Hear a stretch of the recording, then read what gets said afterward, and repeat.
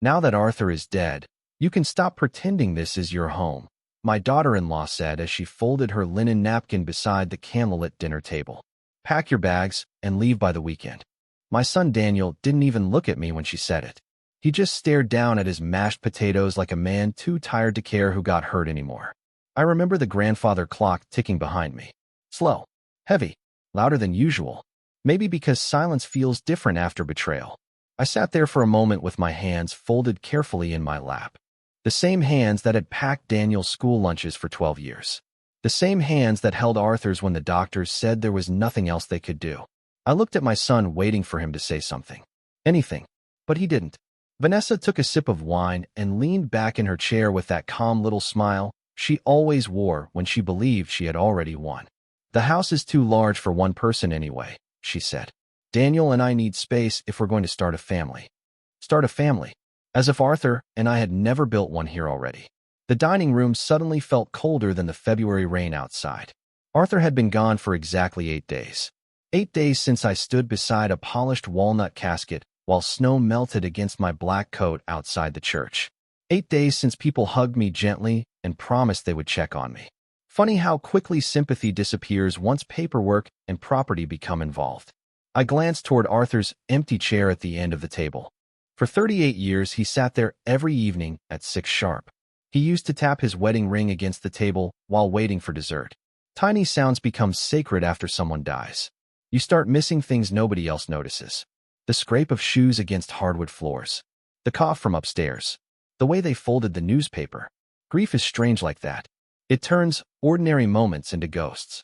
Mom, Daniel finally muttered without lifting his eyes. Vanessa's right. Maintaining this place alone will be difficult. Difficult. I almost laughed at the word. I survived breast cancer at 59.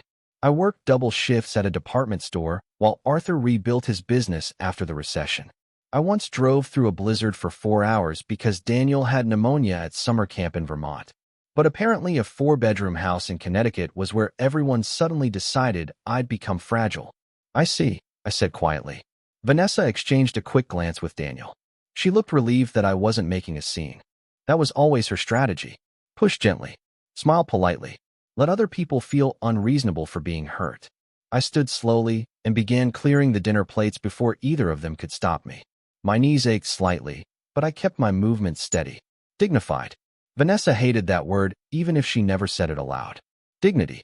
It made manipulation harder. You don't need to do that, Daniel said softly. But he didn't stand up to help me either. I carried the dishes into the kitchen one by one. The faucet water felt warm against my fingers. I stared out the window above the sink while rain slid down the glass in crooked lines. Arthur planted hydrangeas beneath that window 20 years ago because he said every kitchen needed something beautiful nearby. Most of the bushes were bare now for winter, just twisted branches moving in the wind. I heard Vanessa's voice from the dining room. Low, sharp, whispering something to Daniel. Then silence. Then his chair sliding backward across the hardwood floor. Mom, he called carefully, stepping into the kitchen doorway. Nobody wants to hurt you. I dried my hands slowly with a dish towel before turning around. That's comforting, I replied. He flinched a little at that. For a second I saw the boy who used to crawl into our bed after thunderstorms. The little boy who cried when his goldfish died. But children grow older. Sometimes they grow colder too. You could stay somewhere temporary, he said. Maybe one of those retirement communities near Hartford. Retirement community. The words settled into my chest like stones. 8 days after burying my husband, and my son was already relocating me like unwanted furniture. I'll think about it, I said calmly. Vanessa appeared behind him almost immediately. She crossed her arms loosely against her cream-colored sweater. The realtor is coming Monday morning, she said. So we really do need to move quickly. Realtor. There it was. The real reason. Not concern. Not protection. The house. Arthur's house. My house. The house where Daniel took his first steps holding onto the coffee table. The house where Arthur painted the nursery pale yellow because he said bright colors made babies nervous. The house where we danced barefoot in the kitchen one Christmas Eve after too much wine and Bing Crosby playing softly from the radio. They weren't asking me to move. They were erasing me from the story entirely. I nodded once. Of course.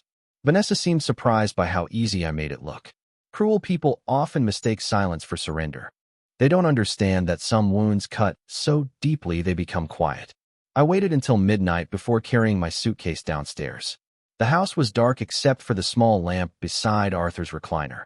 I paused there for a moment, running my fingers along the worn leather armrest where he used to rest his hand every evening. His reading glasses still sat on the side table beside an unfinished crossword puzzle. 27 across remained blank. I almost reached for the pencil before stopping myself. Some things hurt too much to touch. Upstairs I heard faint footsteps. Probably Vanessa checking to make sure I was really leaving. I picked up my suitcase and walked toward the front door. Snow had started falling again outside, tiny flakes drifting beneath the porch light. I pulled my coat tighter around myself and stepped onto the porch without making a sound.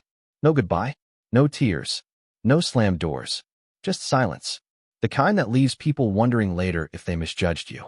I drove 30 miles through the snow that night to a small roadside motel outside New Haven. The room smelled faintly like old coffee and laundry detergent. I sat on the edge of the bed still wearing my coat for nearly an hour. The television flickered quietly in the background, some late-night infomercials selling cookware nobody needed. I stared at Arthur's wedding ring resting in my palm. The hospital gave it back to me in a tiny plastic bag after he died. Funny how a whole marriage can fit inside your hand when it's over. Around 3 in the morning, I finally remembered something Arthur told me 6 months earlier while we sat together on the back patio watching the sunset. If anything ever happens to me, he said carefully, promise me you'll go see Mr. Bennett at Fairfield Trust Bank. At the time I laughed and told him he sounded dramatic. Arthur smiled but never laughed back. Just promise me. I had forgotten about that conversation until now. At 7 the next morning, I walked into Fairfield Trust wearing the same black coat from Arthur's funeral. The marble lobby smelled faintly like polished wood and expensive cologne. A young teller greeted me politely before her expression changed when I gave her my name. One moment, Mrs. Whitmore, she said quickly. She disappeared through a hallway behind the offices.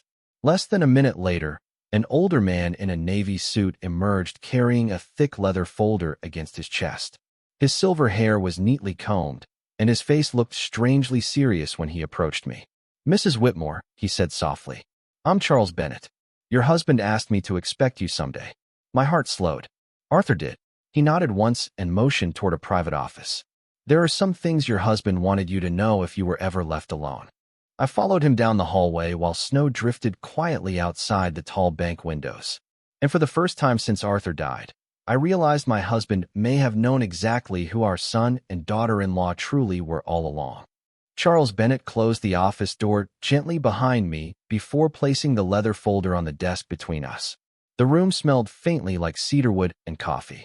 Everything inside the bank felt quiet in a way the world outside no longer did.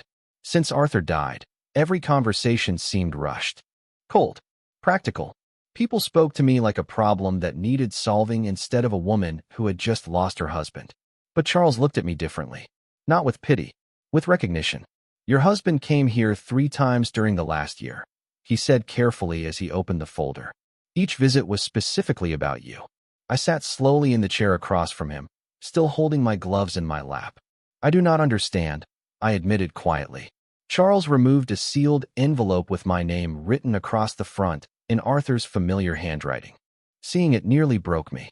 Arthur always wrote my name in blue ink with small, careful letters, as though even handwriting deserved gentleness. My fingers trembled slightly as I touched the envelope. He instructed me to give you this only if you came here alone, Charles explained, and only if certain circumstances had occurred. I looked up at him. What circumstances? Charles hesitated for a moment. If your living situation suddenly changed after his passing. The words settled heavily in the room. Arthur knew. Somehow my husband had seen this coming long before I did. I stared at the envelope for several seconds before finally opening it. Inside was a single folded letter. The paper smelled faintly like Arthur's study at home. Leather books, sandalwood aftershave, old paper. Familiar things suddenly become priceless after death. My dearest Helen, if you are reading this, then I was right to worry. First, I need you to know something clearly. You are not helpless, and you are not alone. I stopped reading for a moment because tears blurred the ink. Arthur was never dramatic with words while he was alive. He believed love showed itself in routines. filling my gas tank before winter storms, leaving the porch light on when I worked late, warming my side of the bed with a heating pad before I came upstairs. Small acts, quiet acts. But now his words reached across death itself, and suddenly I could hear his voice more clearly than I had at the funeral. I continued reading slowly. 6 months ago, I moved several assets into a private family trust under your sole protection. Daniel does not know the details. Neither does Vanessa. If events unfold the way I fear they might, you will need to trust Charles completely. Beneath the letter sat another document. Charles slid it toward me carefully. Your husband established a protected account in your name, he said. It includes the lake property in Vermont, the investment portfolio, and the original deed to the house. I blinked at him in confusion. The deed. Charles nodded once. The house was never transferred to Daniel. My breath caught slightly. But Vanessa said. Vanessa assumed many things, Charles interrupted gently. Legally, the property remains entirely under your authority now. Outside the office window, snow continued drifting across the parking lot in soft white waves. The world looked peaceful from inside the bank. Strange how betrayal and peace can exist side by side like that. I lowered my eyes back to Arthur's letter. One final paragraph remained. Helen, there is something else you need to know. Last spring, I overheard a conversation between Daniel and Vanessa about selling the house after I was gone. I wanted to believe I misunderstood them. I prayed I had. But if they ever try to force you out, promise me this. Do not let guilt make you surrender what we built together. Some people mistake kindness for weakness. Do not make that mistake yourself.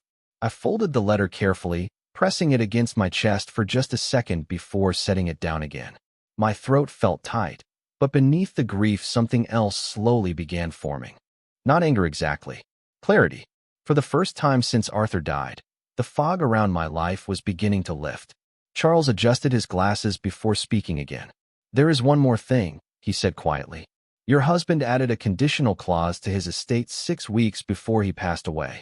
I looked at him carefully. What kind of clause? Charles held my gaze for a long moment. If any immediate family member attempts to remove you from the home through coercion, manipulation, or intimidation, they automatically lose all inheritance rights connected to the trust. The room became completely silent. Even the ticking clock on the wall seemed to stop.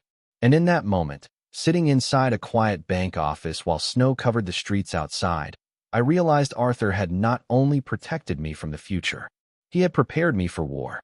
Charles Bennett gave me the keys to the Vermont lake house just before noon. They rested quietly in my palm, cold and heavy, attached to a faded wooden keychain carved with the outline of a pine tree. I stared at them for several seconds without speaking. Arthur and I bought that property nearly 20 years ago after a summer trip through Burlington. It was never extravagant. Just a small cedar house near Lake Champlain with a wraparound porch and an old stone fireplace that smoked whenever the wind shifted east. Arthur loved that place more than anywhere else in the world. We should spend our old age here, he used to say while sitting beside the water with black coffee in his hands. I always laughed and told him he would get bored after 3 days without business calls or newspapers. But secretly I loved imagining it too. Quiet mornings. Snowfall over the lake. No deadlines. No obligations. Just peace. Somehow Vanessa and Daniel never once mentioned the lake house while discussing my future. That realization sat heavily in my chest during the drive north. They talked about retirement communities and downsizing because they believed I had nowhere else to go. They wanted me cornered before I even understood the game being played around me. The roads grew narrower as I crossed into Vermont that afternoon. Snow covered the pine trees in thick white layers, and the sky hung low and gray over the mountains. Normally Arthur drove these roads while old jazz music played softly through the speakers. He always insisted on stopping at the same roadside diner outside Montpelier for blueberry pie, even in winter storms. I almost pulled over there out of habit before remembering there was nobody beside me anymore asking for extra whipped cream. Grief sneaks up like that, not in dramatic moments, in ordinary ones. I arrived at the lake house shortly before sunset. The porch light flickered weakly against the falling snow as I climbed the wooden steps. Everything looked exactly the same. The green shutters Arthur painted himself, the brass wind chime hanging beside the front door. Even the old rocking chair with the cracked armrest still sat near the window facing the lake. For a moment, I simply stood there listening to the wind moving across the frozen water below. Silence feels different in nature. Softer somehow. Less cruel. Inside, the air smelled faintly of cedarwood and dust. I switched on the lamps one by one until warm yellow light filled the small living room. Arthur's fishing magazines still rested in a basket beside the fireplace exactly where he left them last October. A folded blanket remained draped over the couch. Tiny pieces of a life paused too suddenly. I set my suitcase near the stairs and slowly removed my coat. My entire body felt exhausted now that I had finally stopped moving. Not just tired from driving. Tired from pretending. Tired from grief. Tired from realizing the people I loved most had already begun measuring my worth in square footage and property values before Arthur was even buried. I walked into the kitchen and opened the refrigerator. Charles must have arranged something because groceries already waited inside. Soup containers, eggs, fresh bread, milk. Someone had cared enough to prepare for my arrival. That nearly made me cry harder than the betrayal itself. I heated a bowl of soup on the stove while snow tapped softly against the windows. The kitchen clock ticked steadily above the sink. Arthur bought that clock during an antique fair in New Hampshire because he liked things that survive longer than people. I used to tease him for sounding dramatic. Now I understood him better. After dinner, I wrapped myself in a wool blanket and sat near the fireplace with Arthur's letter resting in my lap again. Outside, darkness swallowed the lake completely. The world beyond the windows looked endless and black. I reread the final paragraph 3 times before noticing something strange. Beneath Arthur's signature, written in smaller letters almost as an afterthought, was one final sentence.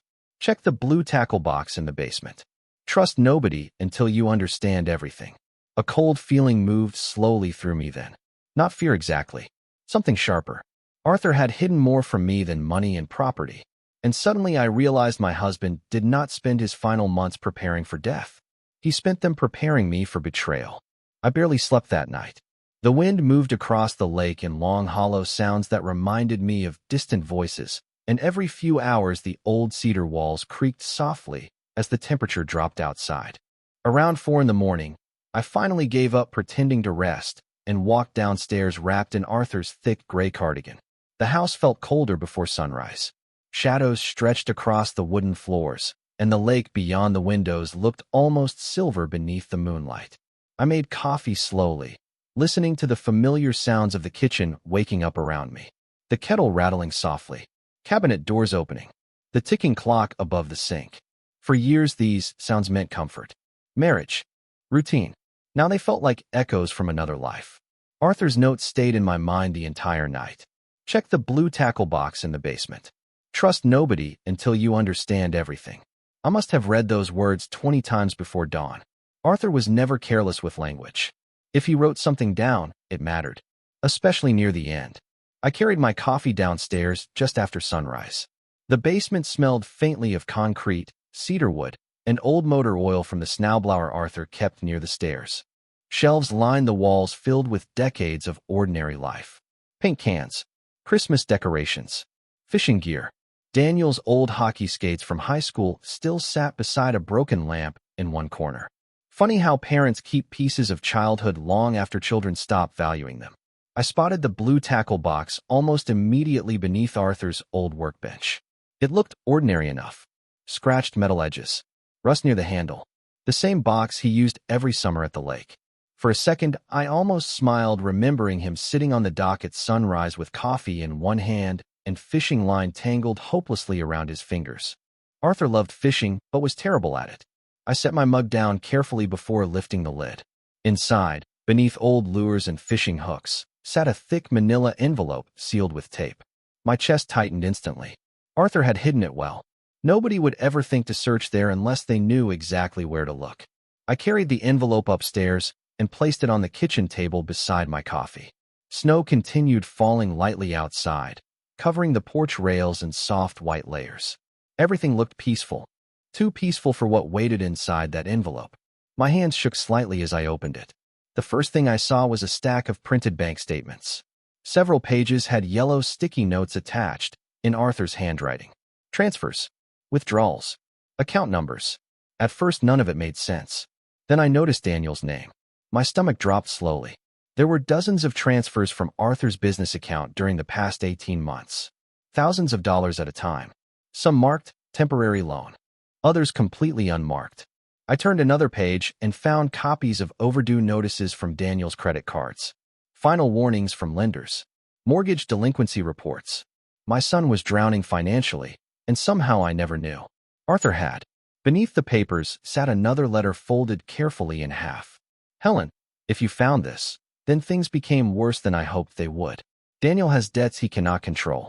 I tried helping him quietly, but Vanessa encouraged spending faster than I could protect him from it.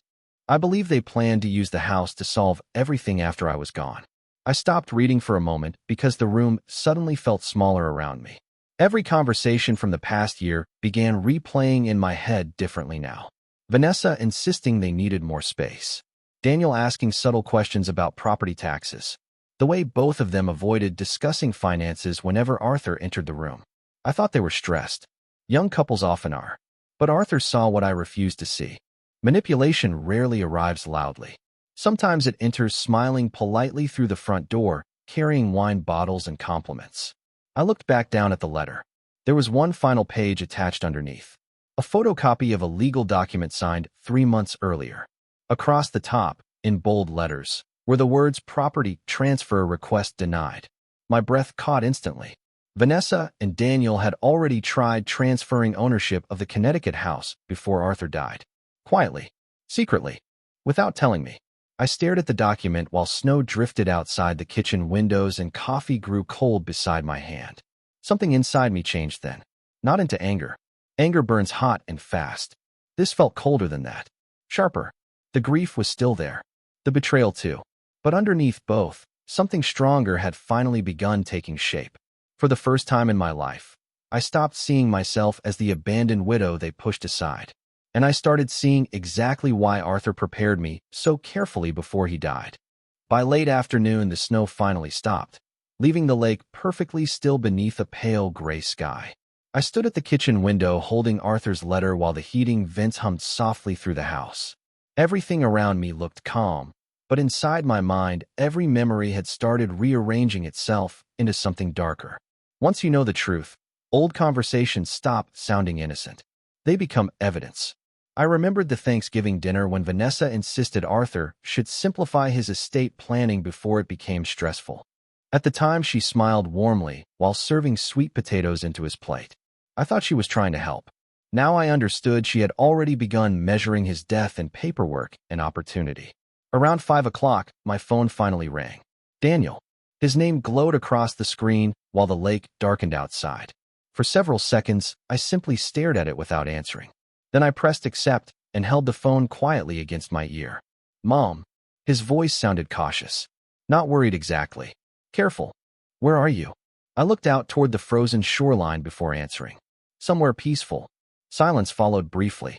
I could hear Vanessa speaking faintly in the background, though I could not make out the words. You left without saying anything, Daniel said. We were concerned. Concerned. Such an interesting word. People use it when they want credit for emotions they do not truly feel. I did say something. I replied calmly. I said I would think about it. Another pause.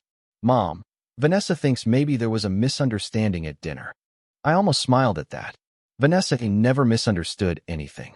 She calculated. Carefully. Constantly. Did she? I asked softly. Daniel exhaled heavily into the phone. Look, emotions have been high since Dad passed away. Since Dad passed away. Not since they tried removing me from my own home 8 days after the funeral.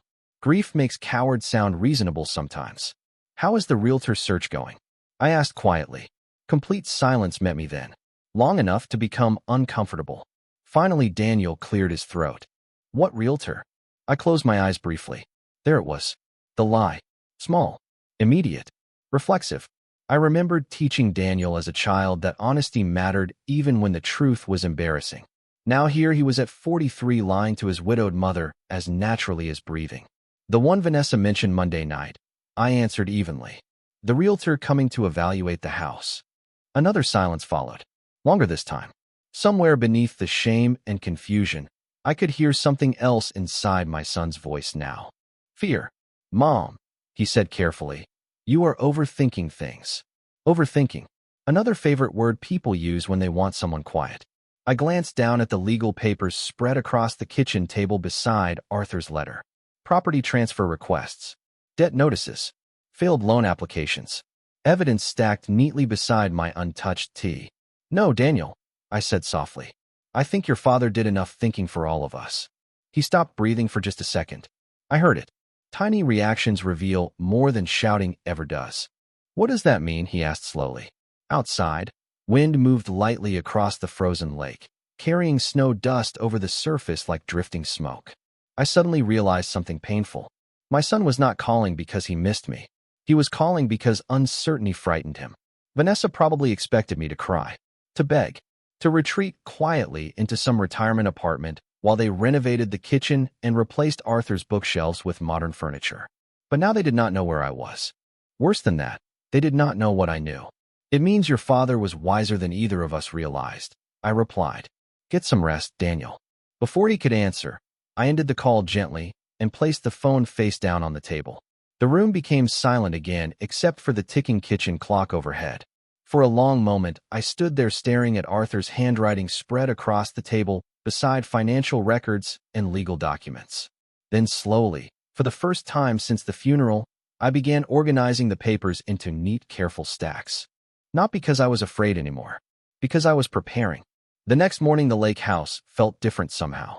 Not warmer exactly, sharper, as though the walls themselves had stopped being a place to hide and started becoming a place to think clearly. Sunlight spilled across the frozen lake outside, turning the snow almost painfully bright. I stood at the kitchen sink holding a cup of coffee while Arthur's papers remained spread neatly across the table behind me. Every page had become part of a story I never realized my husband was carrying alone. Around 9 o'clock, my phone buzzed again. This time it was Vanessa. I let it ring twice before answering. Helen, she said immediately, her voice dripping with polished concern. Daniel has been worried sick about you. Worried sick. Interesting choice of words from the woman who asked a realtor to evaluate my home before my husband's flowers had even wilted. That is kind of him, I replied quietly. I heard her exhale softly, probably frustrated that I was not emotional enough for her to control. Vanessa preferred conversations where other people defended themselves while she remained calm and reasonable. It was one of her talents. Listen, she continued carefully. I think things became tense after the funeral, and maybe everyone said things they regret. Everyone. Not her specifically. Not Daniel. Just everyone.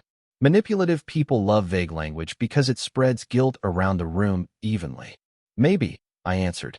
Daniel mentioned you brought up the realtor. There was the slightest pause. Barely noticeable unless you were listening for cracks. Oh, that, she said with a small laugh. That was simply for market research. We were discussing future possibilities. Future possibilities. Another polished phrase hiding ugly intentions underneath. I walked slowly toward the living room window while she spoke. The lake shimmered beneath pale winter sunlight, perfectly still and cold. You move quickly, I said calmly. Arthur had only been gone a week. Silence met me again. Tiny. Sharp. Then her tone changed slightly. Firmer now. Helen, I understand this has been emotional for you, but staying alone in that big house is not realistic anymore. There it was again. Not concern. Strategy. Push the widow gently toward feeling incapable. Convince her surrender is practical. Make humiliation sound responsible. I lowered myself slowly into Arthur's old armchair beside the fireplace. Do you know what Arthur told me before he died? I asked softly. Vanessa hesitated. No. I looked down at the stack of legal papers resting beside me on the side table. He told me some people confuse kindness with weakness. The silence that followed stretched longer this time. I could almost hear her recalculating every conversation we had ever shared. Helen, she said slowly, are you accusing me of something? I almost smiled at the precision of that question. Skilled manipulators never ask what you know. They ask what you can prove. No, I answered gently. I am simply beginning to understand things more clearly. Her voice cooled immediately after that. Not openly hostile, just colder beneath the politeness. Well, she said carefully, Daniel and I still think it would be best if we sat down together soon and discussed practical arrangements. Practical arrangements. As though 38 years of marriage could be folded neatly into paperwork and moving boxes. That sounds wise, I replied. In fact, I think we should all meet very soon. Another pause. You do? Yes, I said quietly, including Charles Bennett. The reaction was immediate even though she tried hiding it. Her breathing caught for just a second before returning to normal. Tiny sounds reveal fear faster than words ever can. The banker? She asked carefully. Arthur trusted him very much, I answered. I think it is time we all understand why. Vanessa did not speak for several seconds after that. When she finally did, her voice sounded smaller somehow. Less certain. I will talk to Daniel, she murmured. Please do.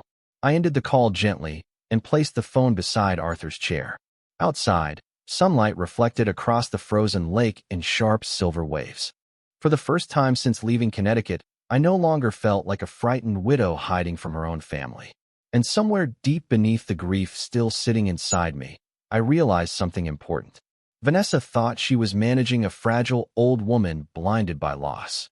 She still had no idea Arthur had already placed the entire board in front of me before the game even began.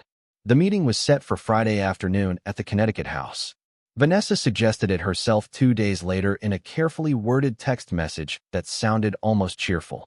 She said it would be good for everyone to clear the air and discuss next steps as a family.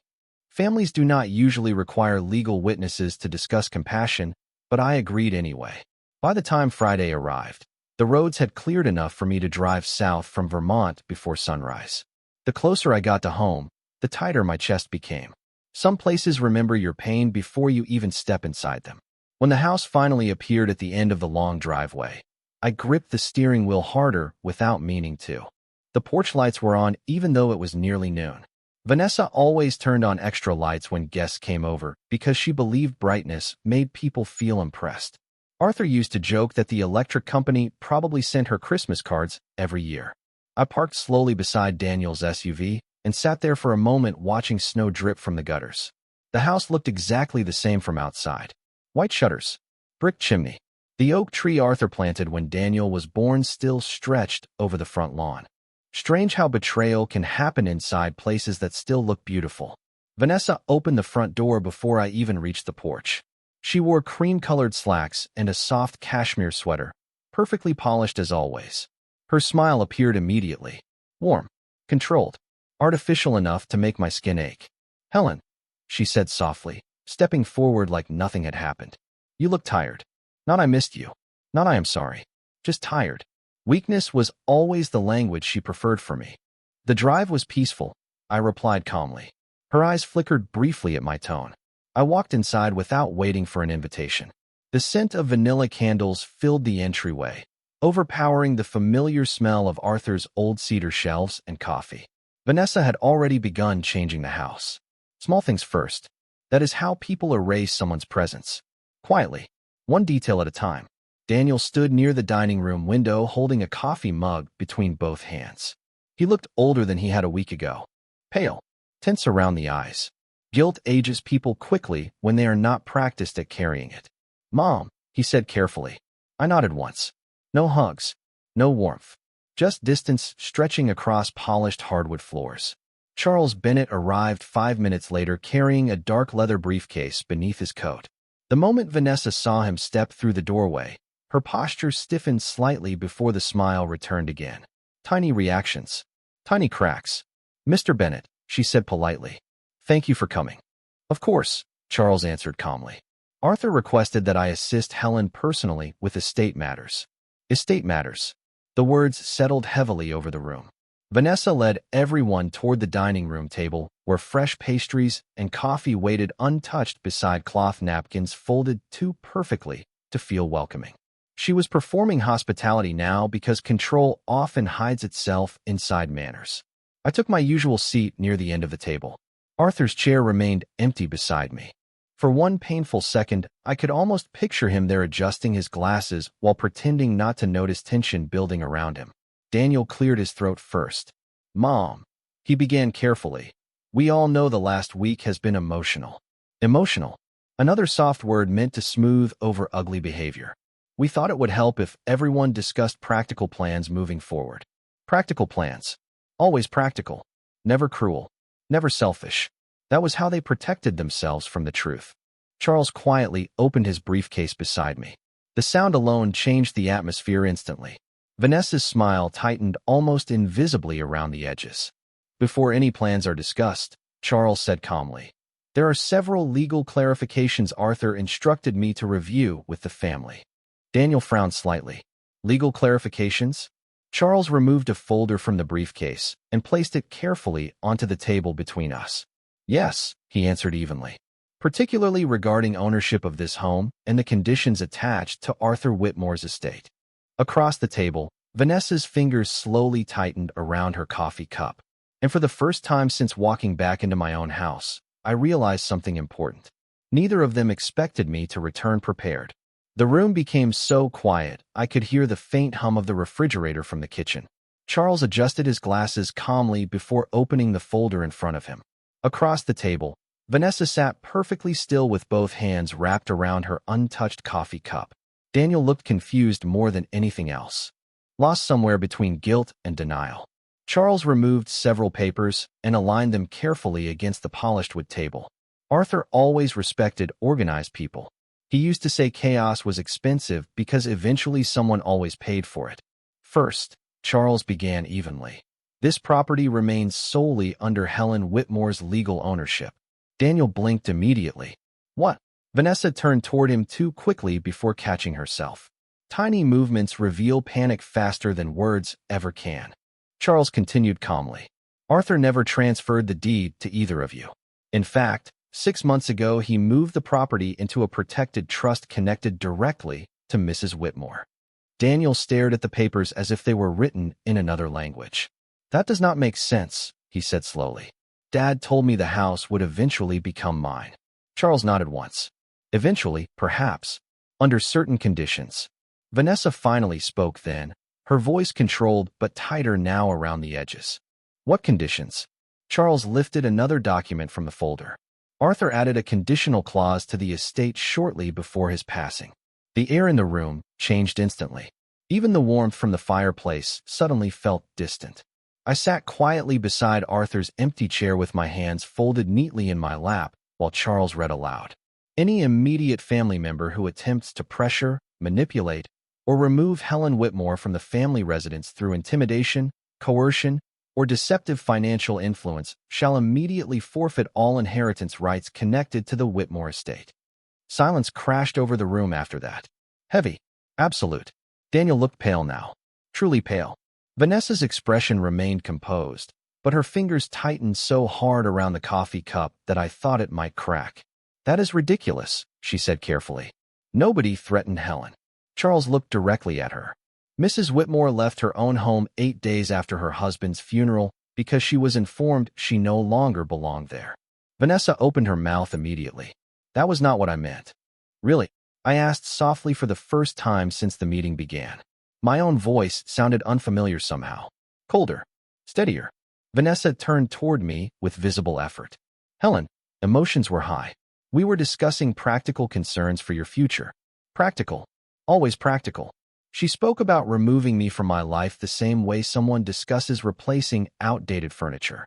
Daniel rubbed one hand over his face slowly. Dad actually wrote this? He whispered. Charles slid the signed documents across the table toward him. Arthur's signature sat clearly at the bottom of every page in dark blue ink. Precise. Certain. Daniel stared at the papers for several long seconds before finally looking toward me. Mom, did you know about this? I held his gaze quietly. Not until after I left. Something broke across his face then. Not outrage. Worse. Shame. Real shame finally settling into places denial could no longer protect. Vanessa straightened beside him almost immediately. Arthur was sick when these documents were written, she said sharply. People make emotional decisions under stress. Charles closed the folder slowly before answering. Arthur completed these revisions over 3 separate legal consultations and 2 independent evaluations confirming full competency. Another silence followed. Outside the dining room windows, snow began falling lightly again across the front lawn. Tiny white flakes drifting past the oak tree Arthur planted decades ago. Everything looked peaceful beyond the glass, while the truth quietly dismantled the room around us. Daniel lowered his eyes toward the table. What happens now? He asked softly. Charles folded his hands together. That depends entirely on Helen. Every eye in the room turned toward me then. Vanessa's calm mask had started slipping around the corners now, revealing something uglier beneath it. Fear. Not grief. Not regret. Fear of losing control. I looked around the dining room slowly. The polished silver tray still sitting near the candles. Arthur's bookshelves against the far wall. The family photos Vanessa had not removed yet. This house held 38 years of my life inside it. Every birthday. Every Christmas morning. Every ordinary Tuesday night that once felt permanent. And suddenly I realized something important. They spent so much time planning how to remove me from this house that they never once considered I might choose not to leave. Vanessa recovered first. People like her usually do. Shame only slows them down for a moment before survival takes over again. She leaned back carefully in her chair and crossed one leg over the other, smoothing invisible wrinkles from her sweater as though composure alone could repair what had just happened. I think everyone is overreacting, she said evenly. Arthur clearly misunderstood our intentions. Charles did not answer immediately. He simply folded the documents back into the folder with calm, deliberate movements. The silence unsettled Vanessa more than arguments would have. Daniel still stared down at the papers in front of him as though he hoped the words might rearrange themselves into something kinder. "Dad thought I would force Mom out?" he asked quietly. Hearing pain in his voice still hurt me despite everything. That was the terrible thing about motherhood. Even betrayal does not fully erase love. It just teaches you how dangerous love can become when it is handed to the wrong people. "Your father believed pressure was already being applied," Charles answered carefully. Daniel rubbed both hands over his face. "Jesus." Vanessa turned sharply toward him. "Daniel, do not do this." "Do what?" he snapped suddenly. The sound startled even him. Daniel almost never raised his voice. Arthur used to joke that our son apologized to furniture after bumping into it. But now frustration had finally cracked through the confusion. "You brought up the realtor before Dad was even buried," he said. Vanessa's expression hardened instantly. Because somebody had to think practically. There was that word again. Practical. She clung to it like armor. "We are drowning financially, Daniel." The room froze. Absolute stillness followed those words. Vanessa realized her mistake a second too late. I watched panic flicker briefly across her face before she recovered again. But the damage was done. Daniel slowly lowered his hands from his face. "What did you just say?" Vanessa inhaled carefully. "I said we have responsibilities." "No," Daniel replied quietly. "You said we are drowning financially." Across the table, Charles remained perfectly still, though I noticed him watching both of them closely now. I thought about the papers hidden in my purse. Loan notices, credit card debt, failed property transfers. Arthur already knew the truth before any of us sat down at this table. Vanessa straightened her shoulders. "Fine," she said coldly. "You want honesty?" "Yes, we have debt. A lot of it. Your father knew that." Daniel turned toward her fully now, confusion giving way to something sharper. "Dad knew." Vanessa hesitated. Tiny hesitation. Tiny disaster. "He helped us sometimes," she admitted. "That is all." Daniel stared at her. "You told me you never discussed our finances with him." Her lips parted slightly, but no answer came fast enough. For the first time since I met Vanessa 12 years ago, I saw her lose control of a room. Not dramatically. Quietly. Like someone slipping on ice they insisted was not there. "How much debt?" Daniel asked. His voice sounded smaller now. Vanessa looked away first. "It does not matter." "How much?" he repeated. She folded her arms tightly. "About $400,000. The number landed heavily between us. Even the fireplace crackling softly behind me seemed to fade away afterward. Daniel looked physically ill. "What?" Vanessa spoke quickly now, words rushing together beneath the pressure. "The condo investment failed during the market downturn, then the business loan interest increased, and we used credit cards to cover expenses while waiting for things to stabilize." Daniel stared at her in disbelief. "You told me we were recovering." "We were trying to recover," she snapped. "That house represented security for our future. Our future. Not mine. Not Arthur's memory. Just leverage. Just value." I sat quietly beside Arthur's empty chair while years of hidden truths finally surfaced around the table. Outside, snow continued falling softly across the lawn where Daniel once built snowmen with his father every winter. Children never imagine growing older into strangers. Daniel looked toward me slowly then. His eyes were red now. Ashamed. Lost. "Mom," he whispered. "I did not know things had gotten this bad." I believed him. That was the tragedy of it all. Vanessa manipulated through confidence, while Daniel survived through avoidance. Together, they became dangerous without fully understanding what they were destroying. Charles closed the folder calmly. Arthur anticipated financial pressure would eventually influence decisions regarding Helen's living situation, he said evenly. Vanessa laughed once under her breath. Sharp.